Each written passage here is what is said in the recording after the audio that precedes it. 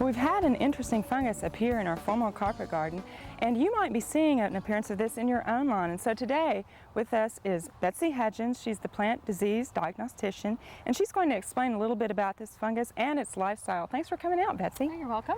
So, well, what do we have here?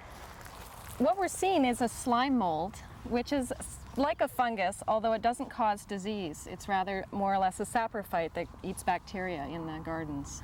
Okay. Well, is this, how does it appear? What are you looking for when you see this? What you want to see to diagnose it would be, first of all, usually you see it not just on the plant material, although that's when people first notice it often. We see some here. It's a whitish material, and as it ages, it turns blackish inside, and those are the spores that are being released. We can see it on a lot of locations. We're also seeing it, though, in the mulch itself. Okay. Now, what's that an indicator of if you see it both on the plant and in other locations? That's usually an indication it's not a disease. If it's showing up just on the plant, I'd be more suspicious that it could be a disease problem, although slime molds don't cause diseases. Okay, well, we've seen this here on our scaevola, and we've also seen it on our tomatoes, too. And we've got a leaf here. Right. We picked this off on a different location in the garden, and what we're seeing is the slime mold that's showing up on the tomato leaf as well.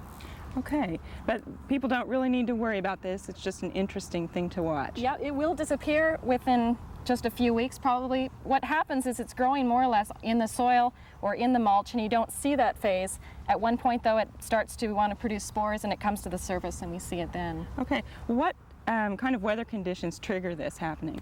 Well, we've seen it after a lot of water, and that's the usual time. We'll see it mostly in shady areas, which is an indication it really likes humid environments to start to produce the spore stages. Okay.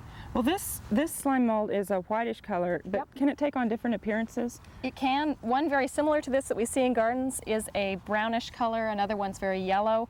And the one people often see on turf grasses looks sort of like whiskers, and it's a very gray, dark gray color. Okay. So basically the thing to remember is maybe just to watch and enjoy this and not to worry about it. That's right. Okay, well, thanks a lot, Betsy, for coming out and explaining all about slime mold. You're welcome.